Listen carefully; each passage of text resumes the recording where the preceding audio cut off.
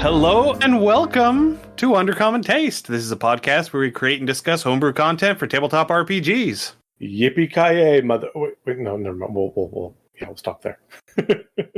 I'm Ian Woodworth. I'm joined by my co-host James Daly, and tonight we have a very special guest with us, Michael from the RPG Academy. Woo. That's me. That's him. Here to talk about his new game and Kickstarter project, Action 12 Cinema. Michael, welcome to Undercommon Taste. Hello. Thank you so much for having me. I'm excited to be here. Yes, welcome. I'm excited that the weather has not kept us from having this interview again. Yes, that was a little bit wild Friday Yes. night. Both of us experienced some weather issues. It never really bothered me. Like, we had some wind, but like I never had anything dangerous in my area. Are you all okay? Yeah. I mean, we didn't actually have any wind damage at the house, but the power went out at about 2:15, came back around 4, and we're like, oh, great, we'll be able to still do the interview tonight. It'll be awesome. And then literally 10 minutes before sound check, the power went out again. As will happen. Yeah, no, a lot of wind. There was some trees down in the roads around here. Apparently a horse trailer flipped down one of the highways in the evening, but as for me personally, no big damage or anything, just kind of a lot of sound and fury. But I love the windstorms. I love hearing the wind. I love when it rains. So I was all excited. I'm just like, yay! Like a little kid. All right, so let's go ahead and get started. Michael, if you would please give us a little bit about you, a little bit of an introduction, who you are, what you do, maybe talk a little bit about your podcast, the RPG Academy, and a little bit about your project, Action 12 Cinema. Happy to. So again, my name is Michael. I am the co-host or we have like so many shows, it's hard to say. I do a lot of stuff on the RPG Academy podcast. We've been doing the show for about 12 years, somewhere in there. Oh, nice. Long time. So if anything I say tonight connects with you on any level in any way, there's probably a show that we have that you might be interested in. We have shows that are interviews where we interview designers. You know, they're doing Kickstarters, sometimes not. We have shows where we do GM theory, try to help people get better at running the game. We have a bunch of different actual plays, some of them long-term, some of them one-shots of various systems, a whole bunch of stuff. Some of it we stream, some of it's podcast only. We do one every other week where we look at Kickstarters or other crowdfunding platforms and kind of call out some things you might be interested in. So again, it's just a whole bunch of stuff. Oh, nice. I also run a small gaming convention. So in Dayton, Ohio, each year in November, it's called a Catacon. It's an objectively terrible name, but I love it, so we're going to stick with it. Last year was one of our best years ever. We almost had around 500 people that attended. Nice. So we're very heavily focused in role-playing games, which is a little bit unusual for a con our size. You know, we obviously board games too, but we're more role-playing than board games. And we also lean very heavily into indie RPGs. So we have the big 2 or 3. We definitely got D&D. We're going to have Pathfinder. But the majority of our events are neither of those. There are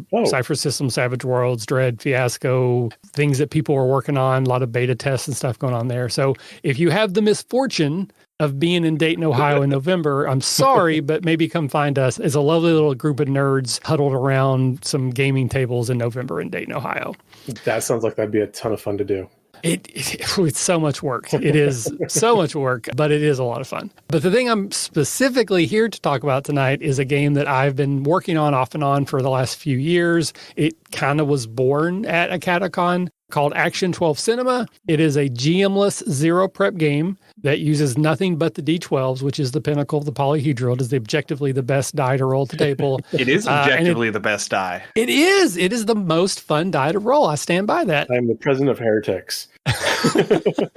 And it's all about over-the-top action movie stuff. So it leans heavily into action movie tropes. I grew up watching terrible action movies. I still have a fondness of my heart for them. Call the Conqueror, Alan Quartermain movies, Last Starfighter. Like, those are the types of movies I grew up watching. And this game is all about telling those types of stories. I love it. I love it. I love it. I love it. Yeah, I'm really excited about this because I grew up with those same types of movies. Like, for me, the best movie had brief qualifications. It had to be a B movie. Mm-hmm. Had to have Chuck Heston. Okay. Needed zombies. World War III or end of the world scenario. Therefore, the absolute best B movie, Omega Man. Nice. Okay. Have you ever seen I Come in Peace? I have not. That's a good one. That does not fit into your qualifications, but it's definitely a very bad B movie. I love it. It's one of my personal favorites. It's like an 80s cop action, but he's dealing with an alien. Ooh. Yeah. And I think one of the ones that I love for being as bad as it is actually a William Shatner movie. It's from early in his career. Oh, Ian's digging deep. Called White Comanche. Oh my. I don't think I've even heard of that one. I don't think so I have either. White Comanche is a spaghetti western where William Shatner plays both of a set of identical twins. Okay, I'm in. Okay. You've already sold me. Sold a ticket. You do not have to sell me anymore. One is a cowboy sort of lawman, and the other one is the war chief of a group of Comanche warriors. And it actually ends with a showdown between the two brothers. Mm. I am guessing this movie did not age terribly well. It did not. Yeah. It did not. No, it is one of the least PC movies.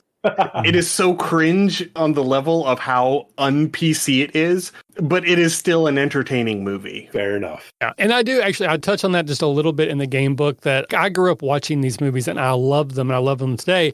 But these types of movies were not always great at representation. Yeah. And so while that is just part of things and we're moving in a positive direction, when you play the game, we don't want to lean into those. Like, it's open to anybody. We don't want, otherism. Yeah. But it is unfortunately something that's very common in those movies. So I love them because I grew up with them, but I do recognize that some of them, if not most of them, would be problematic through my eyes today. And I am very happy you've included that with your instruction book, because even going back looking at like old Looney Tunes or old like John Wayne movies, things like that. Yes, we grew up with these things, but time and culture has definitely moved past a lot of those tropes and scenarios. So yeah, again, very well done keeping a mind open for that. So one of the standard icebreaker questions that we like to ask our guests when they come on is, what is your real life character class? See, so in game, it's always a wizard. And the reason I like to play wizards is I love to come up with overly complicated solutions to what are generally easy problems. Okay. I want to find the most obscure spell that's supposed to be in combat, but I use it outside of combat or something along those lines. But if I'm being honest with myself, I'm probably a bard in real life, because I have managed, despite all the signs saying it shouldn't be possible, to get a lot of people to kind of buy into the stuff I do.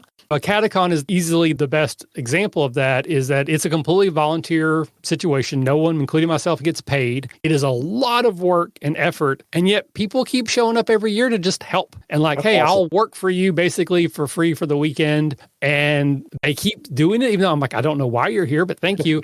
So I must have some way to influence people positively. If I could tap into it intentionally, maybe I would be a lot like a despot, maybe. But right now, I just run a mildly successful convention every year. Nice. You might be an accidental warlock. Maybe. There might be a patron that I don't realize I'm tapping into, and one day that bill's going to come due. Yes, time to pay the piper. All right, so you've already sort of given us the elevator pitch for what Action 12 Cinema is, but I want to tap into one of the descriptors that you use for it. It is a GM-less game. Mm-hmm. And I think this is the first time that we have featured a creator with a GM-less game on our show. So if you would please give our listeners a little bit of a rundown of what exactly a GM-less game is and how that works, as opposed to a more traditional TTRPG that would have a storyteller or a game master that would be directing the game. Right. And, certain games are going to handle it differently, but there's certainly some overlap and commonality in them. And so I'll speak specifically to mine, so in case I'm wrong about someone else's. But basically, I've heard tell that other people call these GM full rather than GM-less. And essentially, it means that the responsibilities for the GM is spread out amongst everyone that plays. So you don't have one person that has to be the GM, has to either prep a scenario or plan or sort of improv and respond to what everyone else is doing. So in my game, take turns being the active player. When you're the active player, you're acting a lot like the GM. You're making decisions about where you are, what else is going on, who else might be in the scene with you, what kind of opposition that you're imposed by. Mine's a little bit weird because of the way it's also GM-less and zero prep, is that you can just describe whatever you want to have happen happened. The dice don't determine if what you wanted to have happened happened. It determines if what you said happened helped. So like if you're fighting a bunch of ninja, you can just describe yourself fighting ninja and taking them out and flipping this one over a cliff and throwing targets at this one and blah, blah, blah. And you're like, okay, I've killed all the ninja. They're all dead. Great. That absolutely happened. But now you roll the dice and maybe there were just more ninja, or maybe now they're zombie ninjas. They get back up. So the dice will determine if you're actually closer to getting past that obstacle, but you have full control over what's happening. So not all GMless games work that way, but essentially it's just the shared responsibility. When I'm in this role, I serve as the GM. When I'm done with my turn, I pass it along, and then Jeff would be the GM, and you would run the next section, and then it would go to Ian, and they would run the next section, that kind of thing. Mine's also zero prep, where you don't have to have any idea coming into the game of what's going to happen. The game helps you figure that out in the first part of the game. You roll on a bunch of D12 charts, and it kind of gives you the general plot to your movie, who the bad guy is, what the obstacles are, all that kind of good stuff. But essentially, yeah, you're just taking turns being the GM or GM type of person, but it rotates around so that you don't have that weight of responsibility of, well, I have to prep the game or I have to build encounters or whatever the case may be. We remove that in my version of it. I hope I answered that well. Yeah. No, you covered that great. And I was thinking when I was reading your Kickstarter and going through this, what this kind of reminded me of is the old school writing prompt where you have a group of students together and everyone has to write a paragraph. So the first person writes a paragraph about whatever, and then they pass the story along. Mm-hmm. And the next person writes their paragraph to kind of butt up against that. And this game has that feel to it. So it can be extremely creative. It can be very wild. It can be very contained. It just depends on who gets the page next. And I think this has so much potential for a lot of fun. Actually, I've never heard that. I remember in school, one of my favorite things we did was they would give you a sheet of paper that just had some sort of like half of an object, like a J hook or a squiggly line or whatever. And they would say, you draw something using that as a basis. I still, this day, I mean, I'm well into my 40s. That was probably 35 years ago. I still remember doing that in school because I loved it so much. But I don't remember the writing version of that. But that is a great touch point for what we do. Because when I'm in control, if I'm the first active player, I have a lot of control of setting what things mean. Like we might roll that we're in a fight. So one of the common obstacles in my game is fight, because it's an action movie. You're going to have all kinds of fights. Yeah. But whoever goes first in Act 1 kind of get to determine a lot of the specifics, like where are you during this fight? Is it one big thing or is it a whole bunch of little things? Are they mechanized ninja? Are they zombie ninja? Whatever.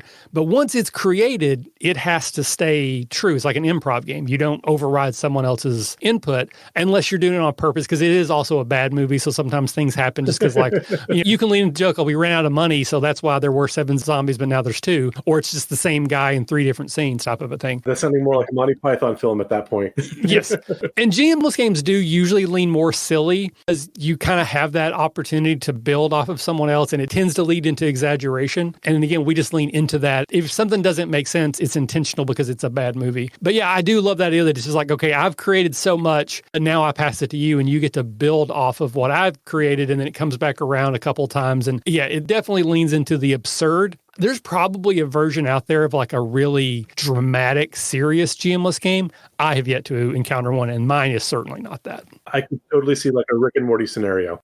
Yeah, very, very much. And that's something that we see a lot because you don't typically associate improv with drama. Right. You hear improv, the first word that your brain wants to put after it is comedy, because it is a sort of comedic, farcical thing. To just sort of string things along stream of consciousness, It's not really something that lends itself well to serious conversation.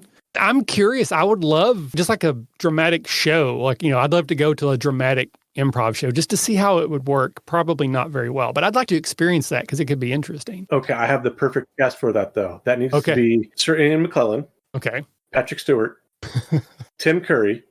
And then whoever else you want to fill. But with those 3, you'd have the perfect cast. Kermit the Frog. That would be my fourth. Yeah, there we go. And Kermit the Frog. Yeah. Perfect. Yes. Yeah. So one thing I do want to call out that I have found, like I didn't engineer it that way, but I've realized it through the process of developing a GMless game, that GMless games are very good at teaching people how to be GMs for other games. Yes. So if you're someone who is a player who's thinking about like, I kind of want to DM, but I'm not sure if I'm qualified, which that's dumb. Yes, you are. Do it. Even if it's terrible, it'll get better. But if you're like, I don't know if I could do X or Y, or you play with someone who's really good at doing X or Y, and you're like, compared to them, I'm not great. Play some GMless games because you only have a little bit of sliver of control. You really can't screw it up so bad that the next person can't fix it. If you can, you're exceptional. You should lean into that because something about you is amazing. But it's a great way to just like, I'm going to GM for 5 minutes out of this 30-minute game, not 30 minutes out of it. And it lets you stretch your legs. It lets you kind of play around. And you will be better at running traditional games if you play some GMless games.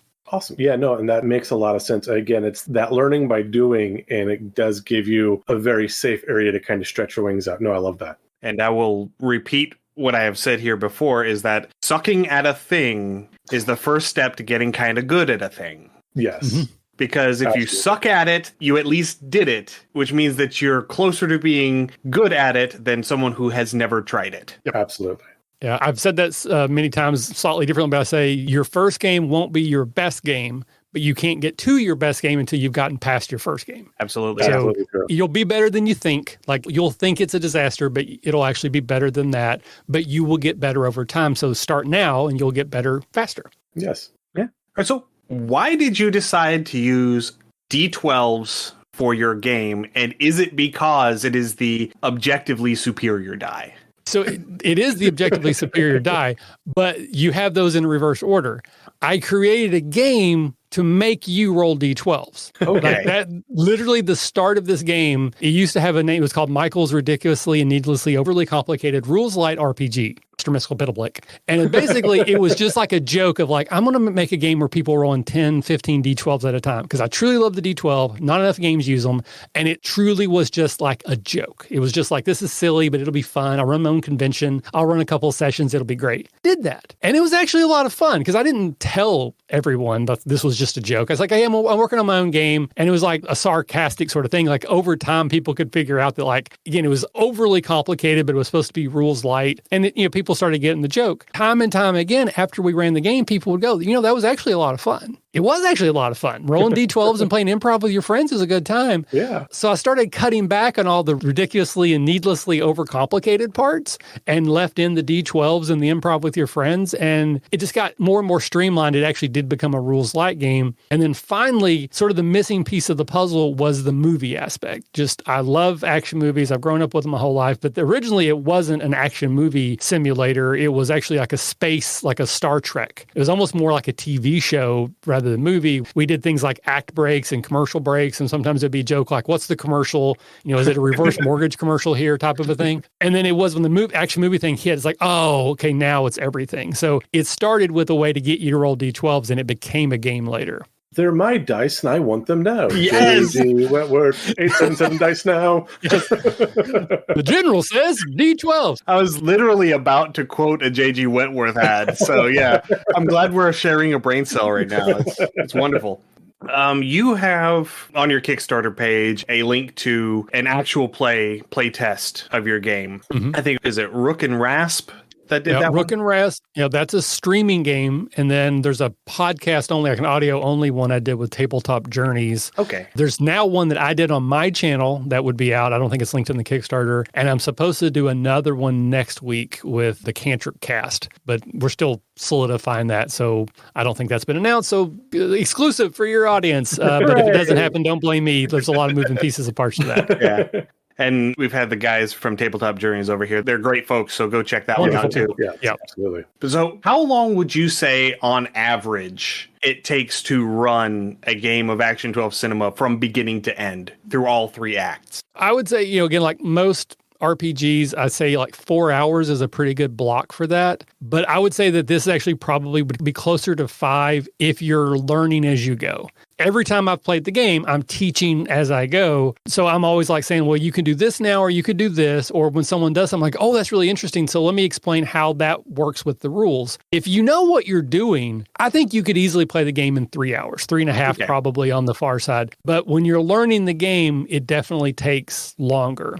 And that's something that, we run into a whole lot with any game, really. It always takes longer that first time. The explanation. So it happens in 2 main phases. There's what I call the pre-production phase. That's where you roll on the charts and you figure out your genre and your bad person and the plot and the obstacles, and you create your characters. And basically you do all the setup. And there's the second half, which is where you actually play the game in loosely a 3-act structure. And on most of the streams I've done, or the playtests, I should say, it takes about an hour to an hour and a half to do the pre-production phase. It takes about the same amount of time, hour to hour and a half, 2 hours to play the game. So you're looking at like 3.5 to 5 hours. I had one group who did the playtest without me. One of them had played before. He played in one of my playtests at Catacon. He really liked the game. I sent him an early copy of the rules, and he ran a session with his home group, which I was actually very excited about because it was the first time anyone had ever played the game when I wasn't physically there to direct it. And he said they took 7 hours. Oh, wow. Just to do the pre-production phase. Wow. They really, really got into it, and they had a lot of fun working out their characters and their relationships. So they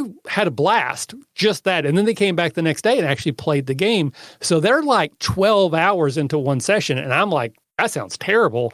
He loved it. They absolutely loved it. So I would say 3.5 on the very, very small, short side and 12 hours on the top side. But average, we'll say 4.5 to 5. Okay. Fair enough.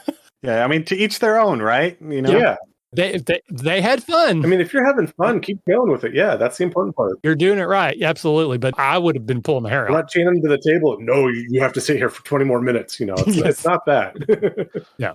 All right. So as I understand it, from watching a couple of the actual plays, Action 12 Cinema is based very heavily in B-movie tropes. Like everything is based on a groundwork of a bunch of tropes that you pick from to assemble the game as a whole. Sort of. Okay. So the tropes specifically, there's a mechanic in the game for tropes. We encourage you to use them all the time. Just the common stuff that, you know, right. You never reload your weapon, you don't look at explosions, you know, that kind of good stuff. But during the game, you have the chance to select from some charts that you roll on the specific ones that you can use for mechanical benefit. Okay. And so that's the way, like, if you can't quite get to a maximum die pool, which is normally 5 D12s, just narratively or whatever the situation is, you can't quite get to 5. That's an easy way to get another free die or two, is just working some of the tropes. But the pre-production phase, so you roll for your genre. So you can just pick. All the charts are always inspirational. They're never restrictive. So you can just choose to play a space western or sci-fi or fantasy or adventure, whatever the case may be. And then you roll for your BBEG, your big bad evil person, right?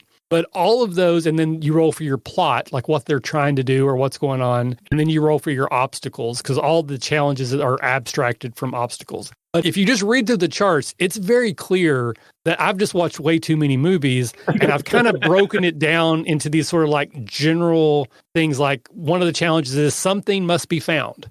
It's very common in movies. We got to find the person and we got to find the thing. Chase is one. Quicksand is one, because, how many movies have quicksand, right? So the tropes are a small part of it, but the entire game, especially if you can like read where I filed the serial numbers off of things, it's very clear where the inspiration came from. It's like the moon crashes into the earth is one of the plots. Awesome. Flood the world by melting the glaciers. That's one. Aliens from the future is one of them, that type of thing. So it's like, okay, I see where this is coming from. So it definitely leans heavily into B-movie action commonalities, but then tropes is specifically different. I may be being pedantic about trying to break that into two, but you're not wrong, but there is a specific delineation in the game of the two. No, I can understand that. No, I love that though. After hearing this, I kind of want to see, and you say you run a con, so this gives you a ton of time to do it, but I would love to see someone like run this game and then on top of it run like a Mystery Science Theater 3000 panel on top of like the game in the background. Would be a lot of fun. I mean, you could take one of the streams like Rook and Rasp, and you could do that if you edit out all the talk and explanation and just had people doing the movie. So it would be possible, but that'd be a lot of fun. It would be a lot of work though. But yeah, maybe I'll make that a stretch goal if I hit $50,000. Because we're not doing it. All right, yeah. So what were some of the interesting combinations of tropes that were selected for mechanical advantage that showed up during your play tests? Were there any combinations that really linger, that stick out?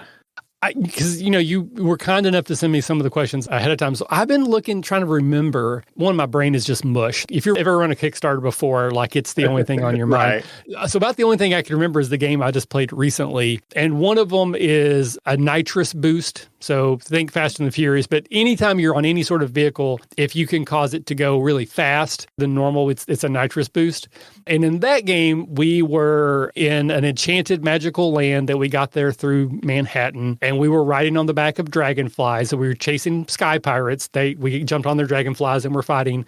And one of us had a gun that we brought in from our world, and they shot it, but it scared the dragonfly, so it actually flew faster. Nice. We had a window jump. So you jumped out of a window onto a dragonfly, and then they shot their gun, but then that caused the dragonfly to fly really fast. And then on my turn, I did the kitchen chase, which is one of my all-time favorite tropes. It's where an action movie scene goes through a working kitchen. So you have people who are actively like trying to cook and plate and do dishes, and you're just running through the middle of it. So I kind of did that but it was a dinner party. So this person was kept turning around trying to like set the plates, and I would drop through with my dragonfly and wreck the place. But it was play like comedy because they never saw me. They just kept turning around, and it was a disaster every time. So those are like the three that we kind of used recently that stuck out in my mind. Oh, that sounds incredibly fun. Excellent. Yeah. That does sound very entertaining. Yes, it does. It makes me laugh. And most of the things I do, as long as I'm having a good time, I don't really worry about anybody else. Yeah, there you go. So, James, I've been asking all the questions. I would sit here and let you. I've just been kind of jumping in. No, I love this concept. I love working these. I like how you brought up how, improv. And so even if you're not doing this as a game for like a table or a gaming group, but if you're an instructor or a club coach or something like that for your drama clubs, for your improv clubs, I think this could really be utilized because it's not going to be the same thing that your students or your club members are going to see all the time. So it'll make them stretch themselves a bit, which, again, I am a huge fan of trying to present something just a little off-center or a little different for people so it's not what they see every day. Right. And this is that just beautifully wrapped up. I love it. The random charts, there's a lot of, if you played it 1,000 times, you might start to get some repetition. But for the most part, there's enough variance. And you always have the ability to mix and match. Right. When, for example, like I mentioned quicksand. So quicksand is one of the obstacles that you can face in the game. But you still have the ability to kind of interpret it based off of what's happening. So if you go and listen to that game I did with Tabletop Journeys, which is a fabulous example of the game. Like I think it really does. Like that's what the game's going to be like at your table. So we had decided that shrinking was part of the plot. Again, we rolled it. Okay. So instead of it being quicksand where we're literally in half mud, half water, and we're sinking, we interpreted quicksand as the building was being shrank while we were still inside of it, and we had to get out before it shrank all the way. So that's how all the obstacles are very sort of like generically broad, so that your version of quicksand in this movie with all these other selections might be literal quicksand, or it could be you're trying to get up a shrinking building. And that's by design. Like they're all very broadly interpretable, if that's a word, so that each time it can be different. In one of the play tests, decided it was going to be like an 80s forward action movie. But when we rolled our bad guy, we rolled Wizard. So we decided, okay, well, it's going to be like an 80s tech company called Wizard Corp, and the CEO is just called the Wizard. Okay, no, that's perfect. So you can always make it work even if it doesn't quite. So you can always just ignore the results, or you can find a way to make it make sense as much as it needs to for a bad action movie. What is this, a castle for ants? No, I love it. And that is the reason why the little program that runs to install your software is called a wizard. Yes.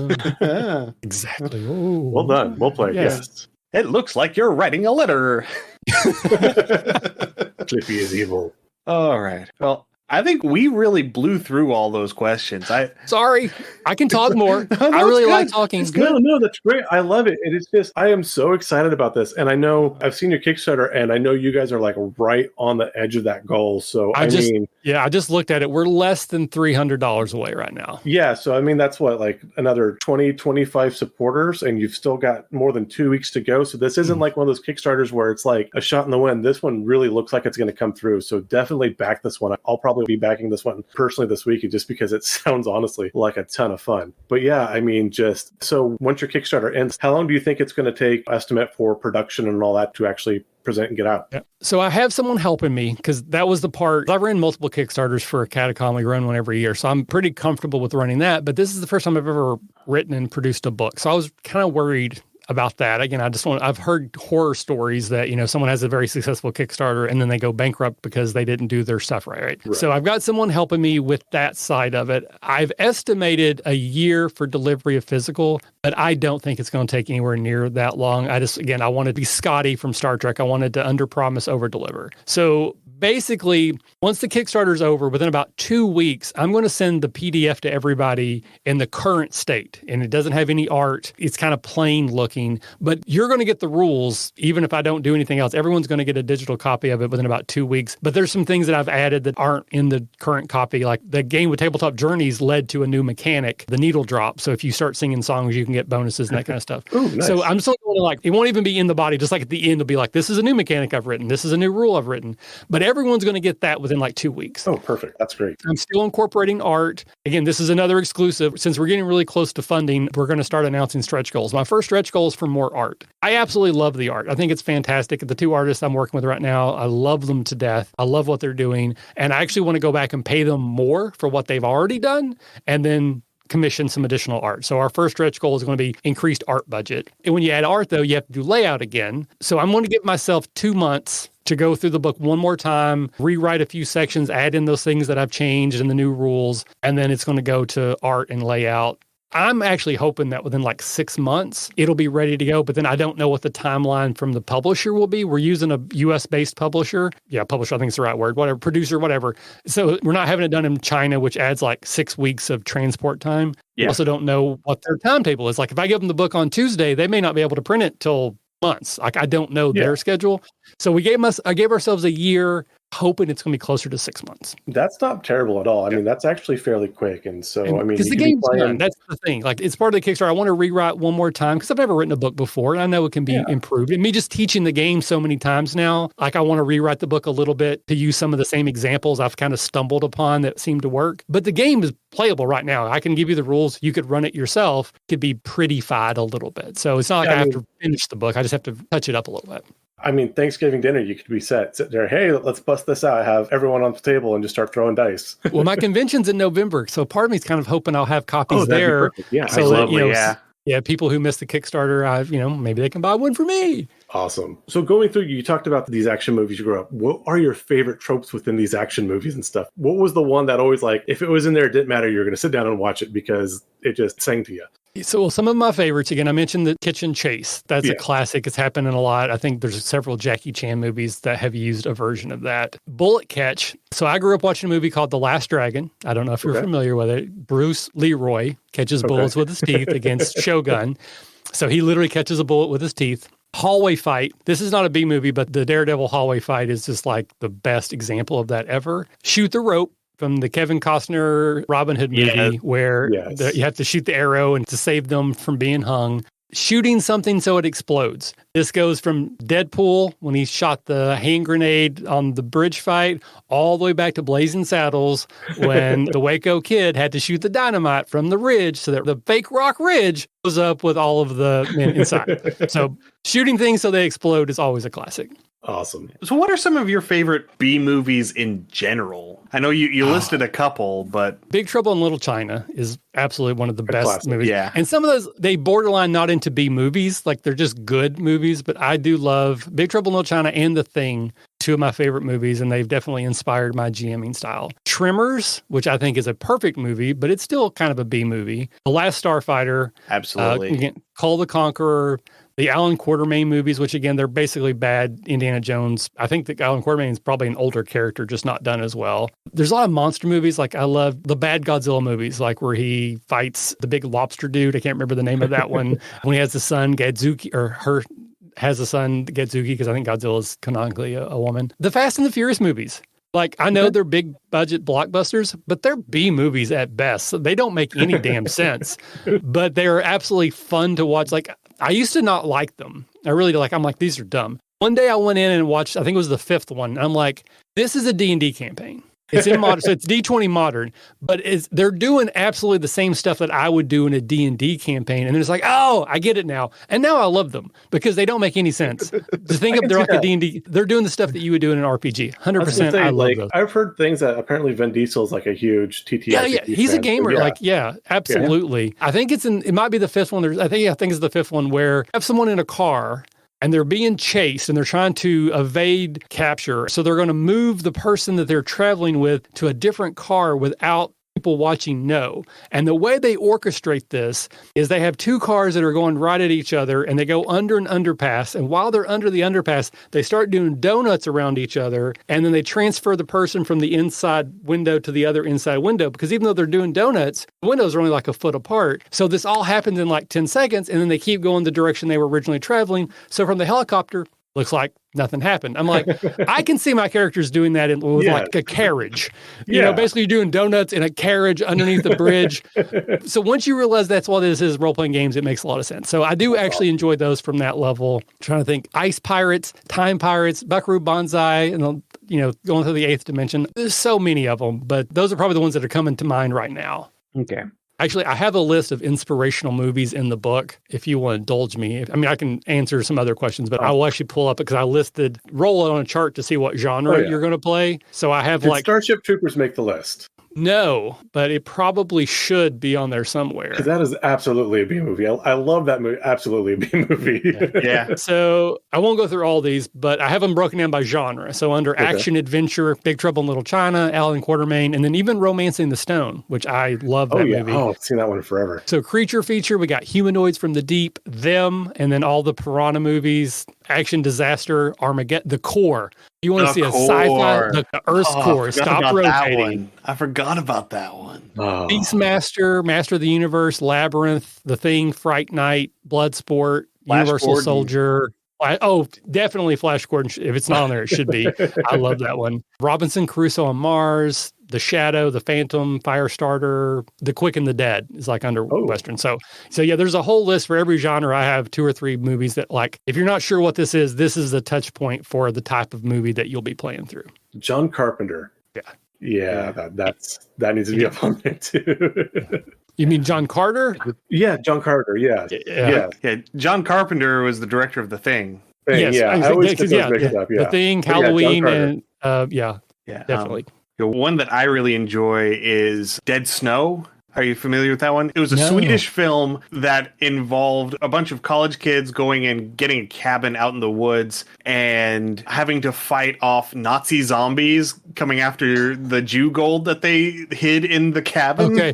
So it's so funny that you mentioned this, because I listened to a podcast. They talk about movies, and just the last 3 weeks, they've done a best zombie movie draft. Ooh.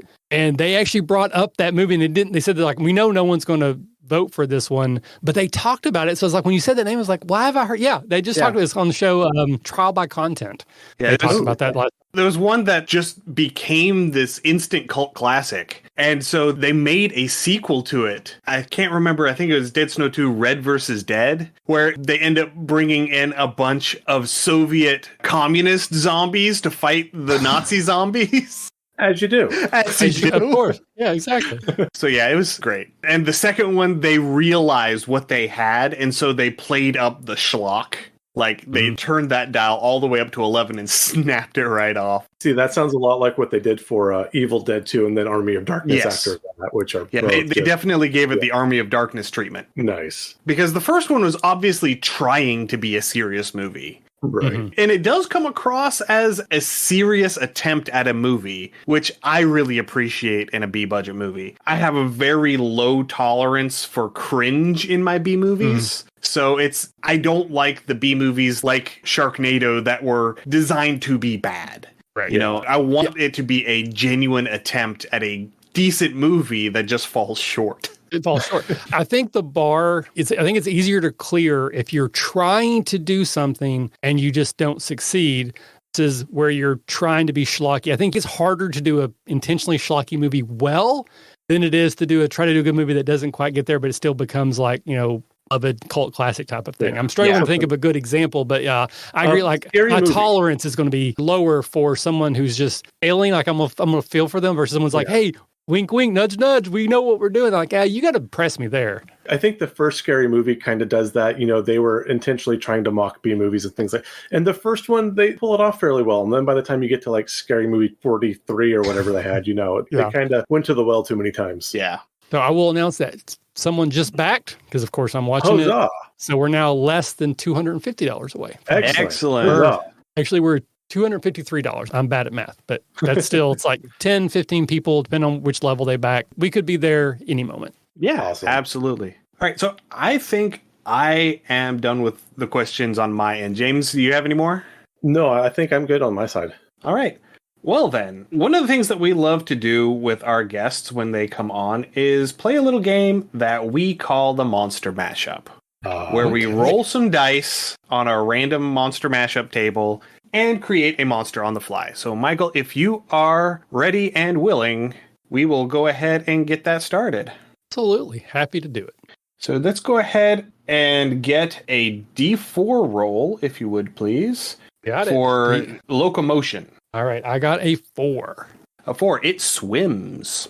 Ooh, okay. Now, again, too, we can play fast and loose, much like you do with like your quicksand rules and things like that. Okay. Swimming can be very nebulous. I think we had some things that swam through like the EM spectrum, or some that swam through the area. Again, we do have some wiggle room with this. Yeah, we had one that swam through the earth. Yeah. Once. Yep. So that is something that is up for interpretation. Love it. Next is a D6 roll for what does it eat? Potatoes. I will tell you that I use double D6s because I don't like 6-siders. So it's a 12-side that just goes to 6 twice. And I got a 4. So I'm rocking the 4s tonight. Yeah. All right. It eats fruits/vegetables. Okay. So I'm saying something like eaten from the kelp forest, maybe some sea cucumbers. Possibly. Maybe something like a coral reef, perhaps, keeping with the ocean theme. Mm-hmm. Again, possibly something along like the lines if you want to do like stream or fresh water. Well, this next one is going to inform this greatly. Another D6, please, for size. Size. 1. It is tiny. Tiny. We are not doing botflies, James. Oh, fine. We already did one that was basically botfly, didn't we? The one with Sam? Yeah, I mean, kind of. Just botflies always come up. Yeah, What's that parasite thing that swims up your pee and then we had one of those too, the urethra? vampire fish. Yeah. We had one of those. It was terrifying. We have had one of those too. And it was tiny as well. Oh, wait. The necrophage, yeah. Yes. I think I promised after the last one I would try to make a happy thing. So, okay, no botflies on this one. Maybe seahorses or sea monkeys. Sea monkeys, yeah. We could do that. Okay. All right. Next is going to be a D8 for social organization. 6. Gang. 11 to 25 individuals. Okay. So maybe something like some water pixies or some water nymphs, you know? Potentially. Trying to think happy thoughts here. Happy thoughts. Mm-hmm. Now, what sort of gang sort of critter could we throw into a bad B movie? Let me see. Something that would feed on fruit or veggies, feed on plant matter. I'm kind of like leaning into sort of like a plankton situation where they're not the concern. It's what eats them is the concern. Okay. So these things come up on shore. We're like, oh, look, these little tiny like minnow looking things. And then the thing comes out after them and happens to get us as well. Okay, so they're kind of like a herald or just like they're a bad omen. Okay. Yes. So if you see them, you need to run. Okay, no, I like it. All right. This next one is going to also inform a great deal. A D10 roll, please, for native environment. 3. Can you give me one more roll for even or odd? Yes. Even. Freshwater coastal. Okay. This works. This does work. I like it. Yeah. So we have sort of a... They're gym buddies. Prehistoric creature, like in a lock. Yeah. Sort of a thing. Which, I mean, we don't necessarily have, because I'm almost like cheating because I'm taking away the thing and trying to do the other thing. Maybe it's something that gains sentience, like it's like a swarm hive, and they naturally fall into these smaller groups. But if something were to happen, like a queen shows up and draws a bigger swarm, their intelligence sort of like... I'm going to go ahead and reference a B movie here. Creature from the Black Lagoon. Ooh, okay. That's a good one. Yeah. Or even, was it Swamp Creature? Swamp Thing? The DC comic? Yeah, Swamp Thing. Yeah, Swamp Thing. There's also Humanoids from the Deep. Yeah. Which is a rip off of Creature from the Black Lagoon. So this is still working fairly good so far. So maybe these things are like his pets, and if you mess with them, then he's going to come and. Well, there's a series of books called the Sword of Truth, Terry Goodkind. Yes, and there are those gar that use flies like a detection system. So these flies swarm around the gar, but they go and bite things. They're like a really stinging little bite. And when the thing gets stings, like yips and runs away, the gar attacks it. So maybe it's something like that. It's like a semi-parasitic sort of thing that these creatures, they go around, but they're just a nuisance to other living creatures. So it causes them to swim away or whatever, and then this thing attacks them. Okay. No, I like that. The first 4 of those books are really good. The last 15 are terrible, and I know I've read them all. I stopped reading about Good for 8 you. or 9 because, he starts going some weird directions. Yeah. Yeah. That was But those first 4, Yeah. really good.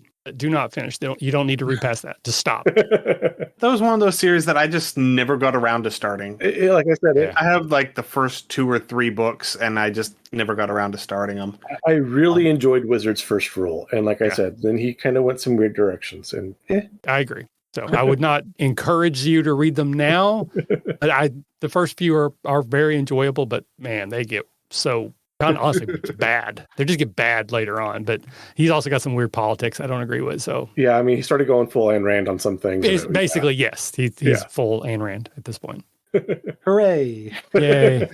So just because a lot of B movies try to pull in some sort of ecological, environmental aspect, often very ham-handedly, I could definitely see this being something that comes out of a very polluted river.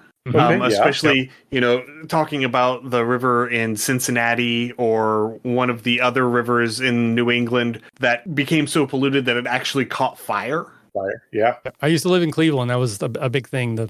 Cleveland, not Cincinnati, Cleveland. Yeah. Cleveland, yep. I mean, even going, modern with recent, but that Norfolk train wreck in Ohio, the waters through there are getting fairly well fouled up. I can talk today, I promise. It's late. Yeah, it is. It is. All right. Time to break out the D12.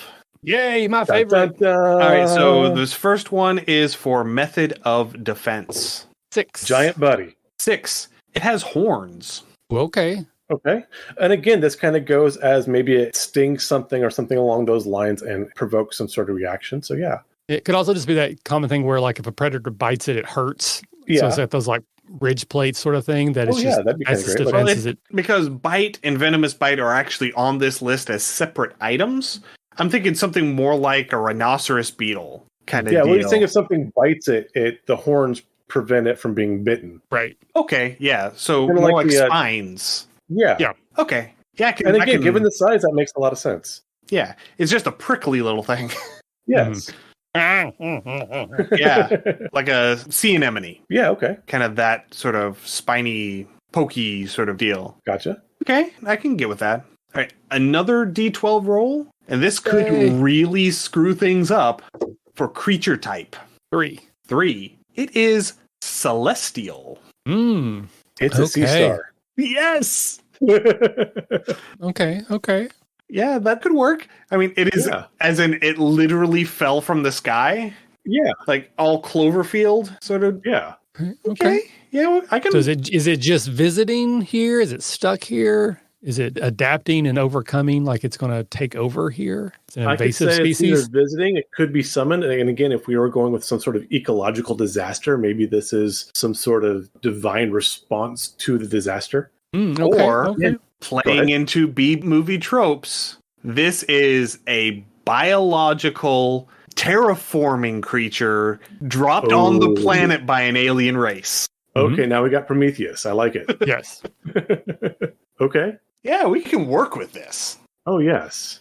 Okay, next is a D20 roll for quirks. 16. 16. This works. Parasitic/invasive. Okay, I've got it. So we talked about the spines. The spines are made from salt crystals. They drop these things into large ocean worlds to desalinate to create fresh water later on. Okay. And they are invasive because they're going to go and try to spread to create as much fresh water source as they can.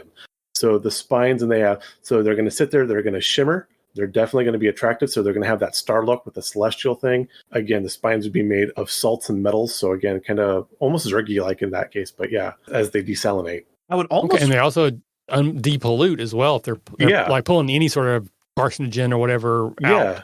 And then their spines transfer that to predators. Okay, yeah. I would almost want to flip that.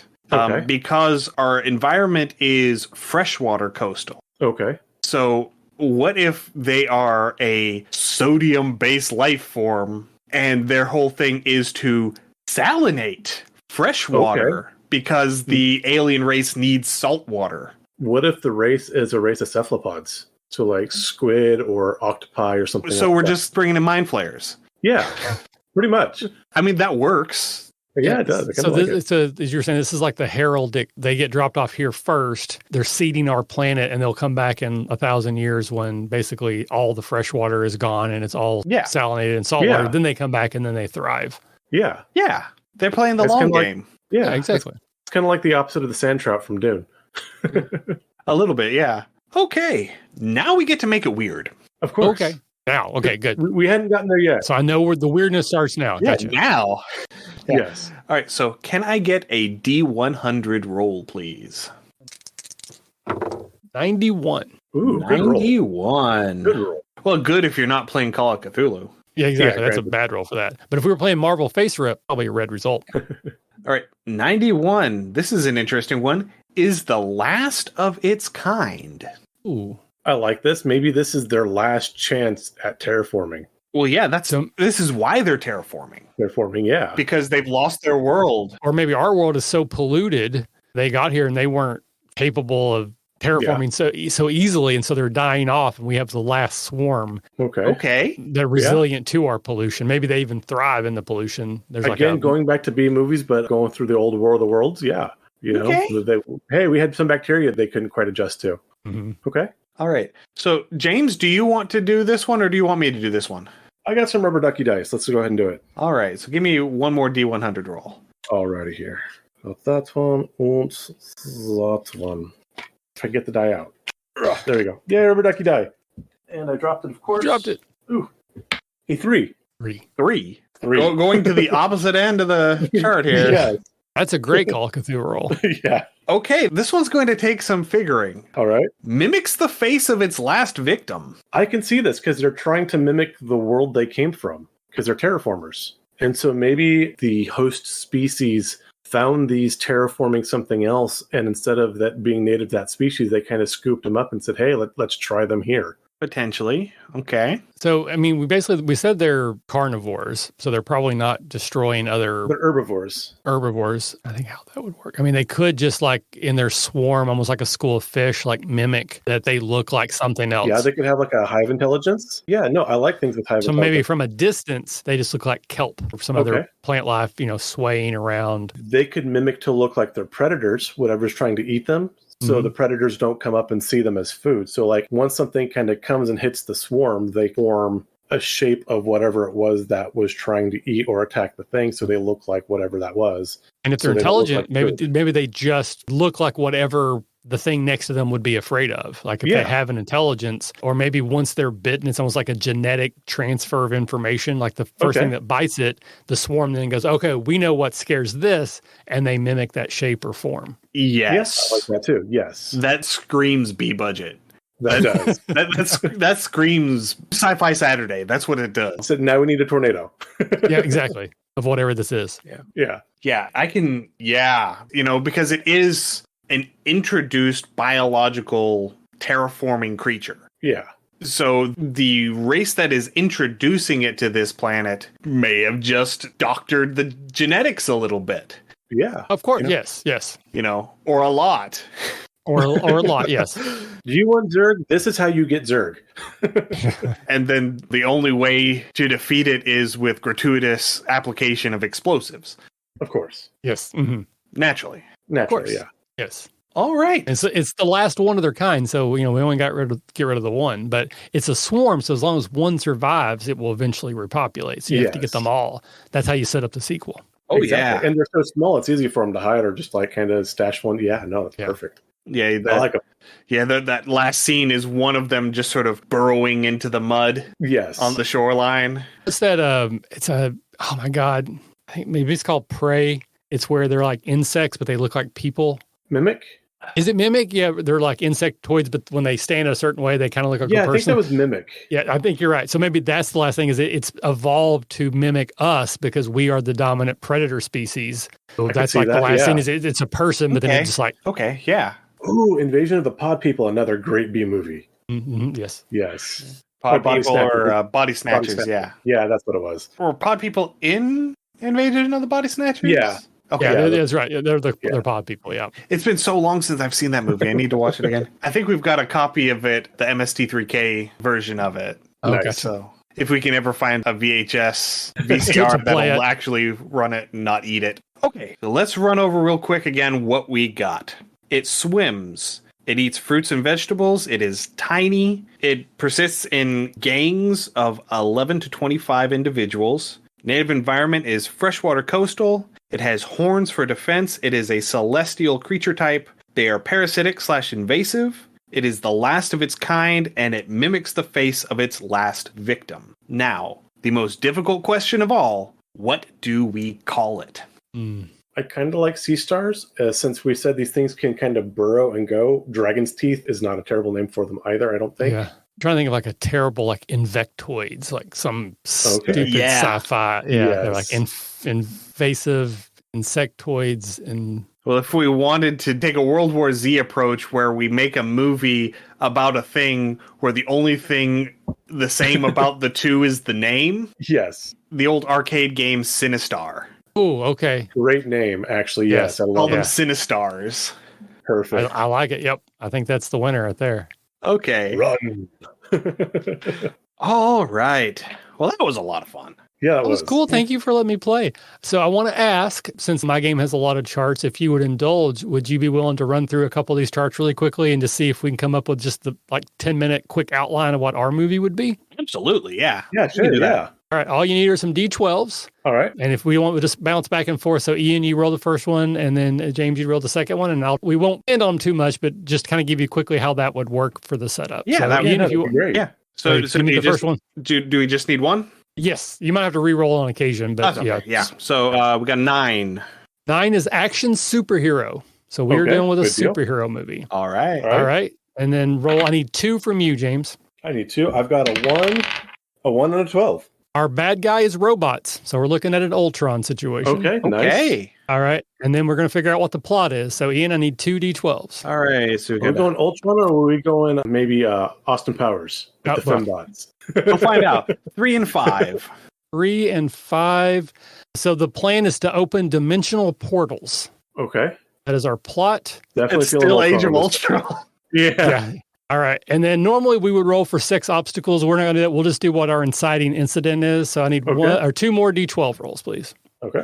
I've got a 5. I got 2 5s. 5 and a 5. Something or someone must be found. Okay. So that would be the start of our movie. And again, there's more rolls, but we're not going to go through all of them. But basically, that's how it works. You roll for genre, you roll for the bad guy, you roll for the plot, and then you roll for your obstacles. And then normally you roll for 6 obstacles and you organize them like which is Act 1, which is Act 2, and which is Act 3. So I think that makes sense. So probably I'm seeing like a Skynet type thing. I mean, so we're superheroes, but again, we could also be like B or C level, street level superheroes. Doesn't mean we got Superman or Hyperion. We got robots that are either from another dimension, or we have robots trying to open portals to other dimensions. Okay. And then we have to find, maybe it's the John Connor situation or the Sarah Connor. We got to find the leader of the resistance to help us now, type of a thing. It's not a movie, but you know what we have? We have Doctor Who and Daleks. Daleks or even Cybermen. Cybermen, yeah. Yeah. I like it. Excellent. Well, okay, yeah, now I need a TARDIS and that little, like, the sound in the background. Yes. Excellent. All right. So another thing that we like to do with our guests whenever they come on is to give a shout out to someone else in the community. It could be a podcaster, content creator, artist, a musician, just someone TTRPG adjacent. Who would you like to give shout out to today? So I have a couple. That's fine. The first one is very self-serving, so please indulge me here. But Tom is one of my co-hosts, and he's basically sort of taken one of our shows and made it his own. Like, it used to be something I hosted, and he said, no, it's mine now. He's taking it over, and he's the only one that does it.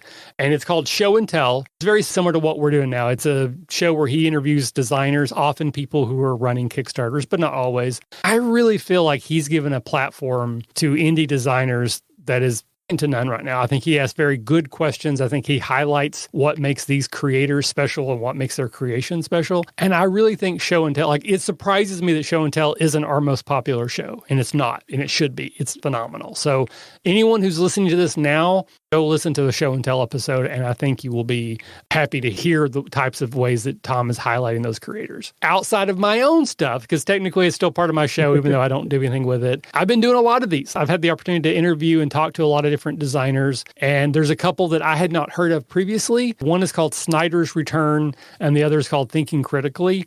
Had an absolute blast on both of their shows. Again, I thought they did very good interviews. I thought they gave me an opportunity to really highlight what I was trying to do. Both of them are really small shows. If you go and look at their ratings on IMDb, they don't have a ton of reviews or a ton of followers, and I think both of them should have more than they currently have. So I would either or go check out Snyder's Return podcast. Sounds like a Zack Snyder thing. It has nothing to do with DC Heroes as far as I can tell. And then Thinking Critically. Awesome. Yeah, I am familiar with both of them. I've only listened to a couple of episodes of each. Back, I believe it was in November, we had Greg Tito and Shelley Mazanoble on whenever they were promoting their book, Welcome to Dragon Talk. And I believe both of those shows also interviewed them, because I remember going and listening to their interviews in preparation for ours. So yeah, they are great shows. I will second that. Yeah, go listen to them. And then finally, we're going to open the floor for you to plug your stuff. So the floor is open. Tell us where we can go and throw money at you. Well, so right now, obviously, the Kickstarter is the biggest thing. As I said, we're right around $250 away, so we are super close to funding. Our goal is $5,012, because if you look at it just right, it looks like 5D12. But we're really close, so we're only shipping to the U.S. I know that limits us, but I was just really concerned about, again, having a successful Kickstarter that bankrupts me. So digital are only $12, gets you a PDF, and then it's $25 plus $6 for shipping, so $31 basically will get you a copy of the book and PDF. Again, everyone's going to get a copy of the PDF within a couple weeks of closing, which is March 22nd. And then as I go, I will probably send out drafts up until the final one. So you're going to get plenty of copies of the book that you can play right away. Beyond that, you can find me on Twitter. That's where I'm most active. I know Twitter is a hellscape at this point, but there are people in my life that I care a lot about that I only know because of Twitter. So I actually have a lot of love for that platform, and it's given me a lot. So I'm trying to hold on to it until they basically take it from my cold dead hands. So you can find me over there at the RPG Academy. At our shows, we have over 1,000 episodes. So if you like anything I said tonight, there's probably a show where I've talked about it more in depth. We have shows that help you play better as a DM. We have shows that just, help you as a player as well, but like interview shows, highlighting crowdfunding campaigns, actual plays, some that are very serious and like, here's the rules, and others that's like, we don't really care about the rules, we're just having fun. So we just have enough shows that if you find something that you like, we probably have a bunch of episodes of it. And then if you're in Dayton, Ohio in November, come to a Catacon. We do a Kickstarter for that every year that'll go live in August. So that's another way that you can get your ticket early or just support what we try to do. Again, small RPG-focused convention in kind of the Midwest, Ohio area. So even if you just want to throw a couple bucks as a donation, I will happily accept it. But Thank you both for having me on. I had an absolute pleasure hanging out with you tonight. Yeah, no, thank you for coming out. This was a lot of fun, and I'm really looking forward to when you're actually able to send stuff out and release it, because this is going to be a ton of fun to play with people. Yeah. Okay, if you end up playing it, I would love to hear feedback, obviously, as we go. Okay. And then I don't know if you do actual plays on your stream, but if you're ever interested, we can probably figure something out. On occasion, yeah. And thank you very much for coming on. I had the privilege of being on one of your shows back at the end of the year, 2022. And I'm going to put links to your Kickstarter and your website and all of that stuff in the show notes. So if anyone wants to go and find you, they can do that. Very cool. Thank you. And thank you, everyone, for joining us tonight. If you have any comments, suggestions, or ideas, please send us an email, undercommontaste@gmail.com, or send us a direct message through our Twitter account at UCT Homebrew. You can also find us on Instagram, Facebook, TikTok, YouTube, Twitch at Undercommon Taste. We're also on Mastodon, Undercommon Taste at dice.camp. We have a Patreon, patreon.com/Undercommon Taste. That's where our write-ups go when I can find the time to do them. I have fallen way behind on Patreon stuff, and I need to get back into that. We are considering starting up a patron-only once-a-month episode where we talk about some more long-form nebulous content. So if you're interested in that, or if you just want to help support the show financially, please consider coming over and becoming a patron. We also have an itch store, undercommontaste.itch.io. Right now we have Beneath the Lake, which is our liminal horror adventure, and Forever Home, which is my solo RPG. Both are available for $3. And if you are a patron at any level, you also get a free copy of each of those. Yes. And finally, one last thing talking about itch that I wanted to bring up, something that I'm going to start doing to get myself in the habit of generating more short form content. Right now on itch, there is a bundle going on, the Solo But Not Alone 3 bundle. It is a fundraising bundle for Jasper's Game Day, which is a gaming suicide prevention charity. That's the word I'm looking for. Suicide prevention charity. It is a huge bundle. There's 149 games in it, and it's $10. And they are pretty close to their $32,000 goal. So I would encourage you to go and check that out, buy that. I'm going to start playing through the games in the bundle and doing like mini reviews of all the games. I'm going to start at the beginning of the list and work my way through and see how long it takes me to get through 149 games. So yes, I would strongly encourage you to go and check that out and support a really great charity. Yeah, Jasper's Game Day is a great charity. And again, as we mentioned before, we've all hit some hard times. We've all hit some hard roads. Again, there's the suicide help hotline. If you don't feel there's anyone you can reach out to, or if you don't want to, air out your business. But if you can't reach out to them, please reach out to friends, reach out to family. You are not a burden. People would very much like to reach out and help you through your times rather than miss out on years of adventures with you. Something happened. I got disconnected for a second, so my apologies for jumping off. But in my work, I actually teach a course called Youth Mental Health First Aid. And in addition to other things, it talks about suicide prevention for youth. So I'm very passionate about that as a cause. Yeah, excellent. So thank you, Michael, again for joining us. Thank you, everyone, for listening. Stay safe, and we will see you again in 2 weeks. Happy gaming. Bye-bye. Thanks for joining us for another episode of Undercommon Taste. Our theme song is Massacre Ann, written and performed by Mary Kroll and used with permission. You can find Mary online at marykroll.bandcamp.com or on Patreon at patreon.com/Dr. Mary C. Kroll. Our logo is by David Sutherland. You can find more of David's work on deviantart.com/David Sutherland or on instagram.com/Willex_73. We'll be back in 2 weeks, so stay safe, and we'll see you then.